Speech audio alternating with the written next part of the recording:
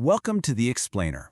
Today we're diving into an argument that gets right to the heart of a huge question in faith. How exactly is a person saved? Is it about what we do, or is it all about what we believe? We're going to break this down by looking at two very different systems, one based on law and another based on grace. So the source material we're digging into today doesn't waste any time. It kicks things off with this question, a question that's been debated for, well, centuries: works versus belief. This single idea is really the foundation for everything we're about to unpack. All right, so the author starts by laying out the first path, the first system. They call it the Old Covenant, and it was all about law and action. Now, the text describes this as a very tangible physical agreement. And the thinking behind it was pretty straightforward, right? God can't be around sin. So following the law was the method for staying pure enough for God to actually dwell among his people. Okay, so the author really breaks down the logic here. The whole point of the law was clear, and the requirement, it was absolute. You had to be perfect. But, and this is a huge but, the author argues it had a fatal flaw, something baked right into human nature. As the text itself says, we are not capable of leading sinless lives. It is in our nature. So that standard of perfection, it was basically impossible to meet. And here's the absolute kicker, the main point the author is making. The whole system was a paradox. It gave people a path to salvation that was, by its own rules, impossible for any human to actually follow. This built-in failure, according to the text, meant that a totally different solution was needed.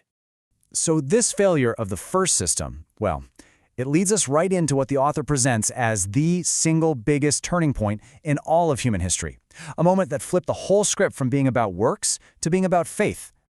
The author zeroes in on this moment as the absolute center of the entire argument. They write that Jesus came to show the real meaning of the law, but he was rejected and ultimately killed. And in the author's view, this one act of rejection is what changed everything. And there it is. This is the author's whole idea, wrapped up in one single sentence from the source. The denial of Christ, they argue, directly led to the birth of a brand new faith. The author even says, if it weren't for their denial, we wouldn't have had a chance to be in the family of God. So what is this new path? Well, the text argues it's a spiritual deal, not a physical one. It's not about what you do anymore, it's about what you believe. Specifically, having faith that the death and resurrection of Jesus is the real path to salvation. And this chart here just lays out the author's distinction perfectly, side by side. You've got the Old Covenant, which is presented as physical, based on works, and just for Israel. And then you have the New Covenant, spiritual, based on faith, open to absolutely everyone, and offering salvation through grace, not through your own personal perfection. Now, this whole distinction, it leads directly into the author's critique of some modern religious movements. The text argues that today, there's a huge mix-up happening between these two covenants. And the source is really specific here, describing this as, and I'm quoting, stealing the covenant from Israel. The author's basically saying that certain groups are trying to claim that old covenant of works for themselves, while at the same time they're denying the new covenant of faith, which in the author's view is the very path that was created for them. So, the source material then applies this idea to critique a couple of specific groups. The author argues the KKK is wrongly trying to claim the Israelite covenant by saying they are a pure race, which the author dismisses by pointing out they are European. And in a similar way, the author critiques the black Hebrew Israelites for also claiming to be the true Jews, arguing that their origins are in Africa and, this is the key point for the author, that they deny Jesus, the very person who established the new covenant that is supposedly available to them. So this whole breakdown of history and modern groups, it all builds up to what the author presents as a final, urgent message for every single person reading.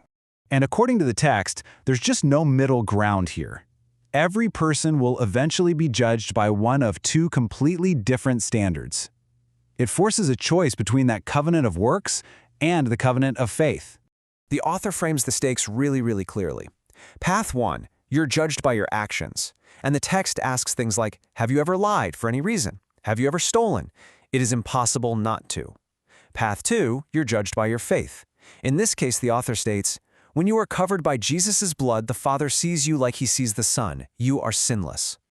And that's it. The text doesn't really end with a statement, but with a super direct and personal question. It pulls the focus away from this big theological discussion and puts it right on the individual, leaving the reader to think about the core argument, which covenant is going to define your final outcome.